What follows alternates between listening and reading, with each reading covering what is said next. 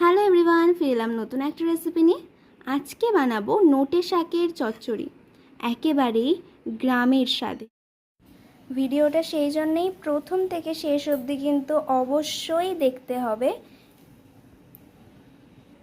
তাহলে চলুন শুরু করা যাক। রেসিপিটা বানানোর জন্য আমার লাগছে উচ্ছে, আর এই যে সরু সরু করে বেগুনগুলোকে কেটে রেখেছি, আর সরু সরু করে আলুগুলো কেটে নিয়েছি, আর কাঁচা পাকা লঙ্কা, আর নিয়ে নিয়েছি ছোলা, এটা আমি কাল রাত থেকে ভিজিয়ে রেখেছিলাম। আর মশলার মধ্যে লাগছে 5 ফোড়ন, নুন, হলুদ, আর লাগছে জিরে গুঁড়ো। আর অবশ্যই নোটে শাক লাগছে, আমি ভিজিয়ে দিয়েছি নোটে শাকটা, রান্নার সময় তখন দিয়ে দেবো। আমি গ্যাস অন করে কড়াইটা গরম করে নিয়েছিলাম, এবার দিয়ে দিচ্ছি সর্ষের তেল। তেলটা গরম হয়ে গেছে, এবার আমি একে একে উচ্ছেগুলো দিয়ে দেবো।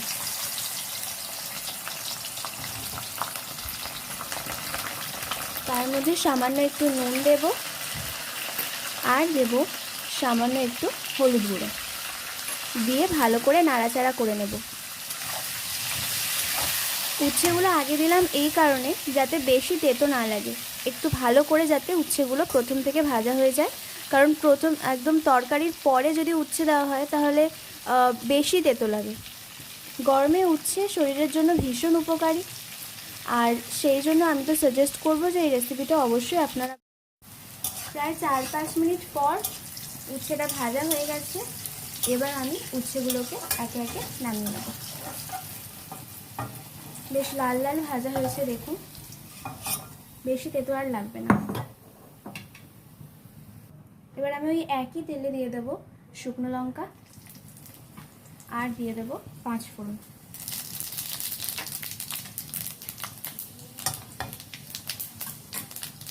এটা যাতে বেশি লাল না হয়, কেমন। এবার দিয়ে দেবো সরু করে কেটে রাখা আলুগুলো।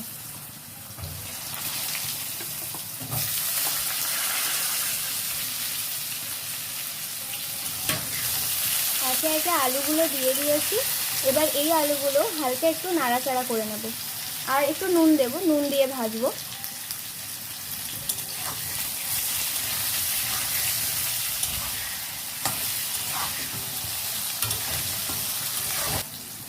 এই রান্নাটা আমার মা ভীষণ বানায়, জানেন তো, কারণ অনেক বেশি উপকরণ ছাড়াই এই রান্নাটা হয়ে যায়।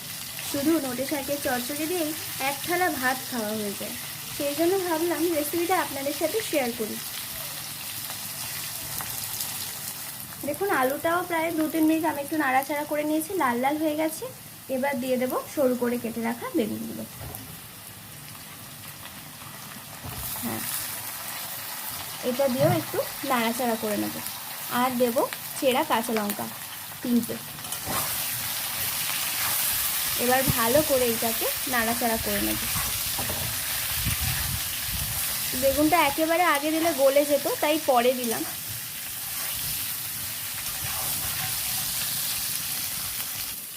এবার একে একে আমি মশলাগুলো দিয়ে দেব। প্রথমে দিয়ে দিচ্ছি পরিমাণ মতো নুন। আপনি আপনার শাকের পরিমাণ বুঝে নুন দেবেন।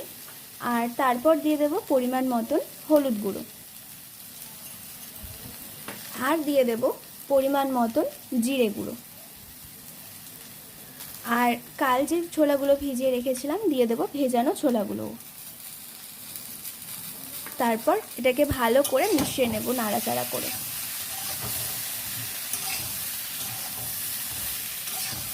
অত্যন্তই সিম্পল একটা রেসিপি। ভালো করে মশলাটাকে মিশিয়ে নেব।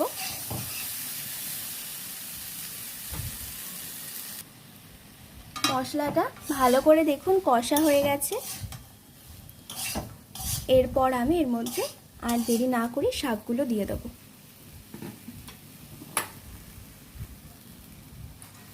শাকগুলো জলে ডুবিয়ে রেখেছিলাম, কারণ এখন তো আবার শাক একটু বেশি বালি টালি থাকে, সেই জন্য অনেকক্ষণ ডুবিয়ে রাখবো।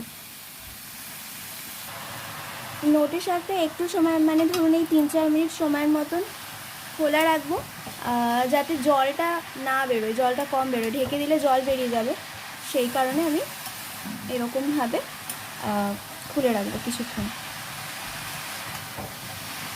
এই ব্যস্ত জীবনে চটজলদি আর খুব কম সময়ে অসাধারণ একটা রেসিপি।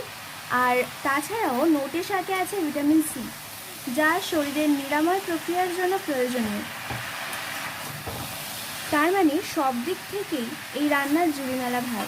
প্রথমেই আছে উচ্ছে, তারপরে ছোলা, ছোলার মধ্যে কার্বোহাইড্রেটস রয়েছে, আর শাকের মধ্যে আছে ভিটামিন সি। তাই অবশ্যই ট্রাই করতে হবে এই সিম্পল রেসিপিটা। ততক্ষণ শাকটা ভাজা হয়ে যাক। দেখুন শাকের জলটা মরে গেছে। এবার একটু এটাকে নেড়ে চেড়ে ঢাকা দিয়ে দেবো বেশ কিছু সময়ের জন্য, ততক্ষণ না পর্যন্ত সেদ্ধ হচ্ছে।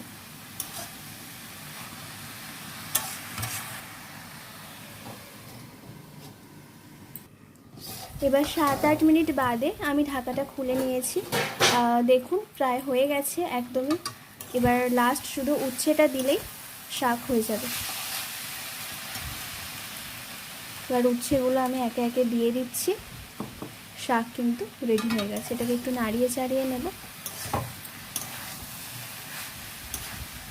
রেডি হয়ে গেছে নোটে শাকের চচ্চড়ি। এবার আমি নোটে শাকের চচ্চড়িটা নামিয়ে নিচ্ছি। আপনারা চাইলে শেষে চিনি দিয়ে নামাতে পারেন, 2 চামচ দেবেন তাহলেও হবে।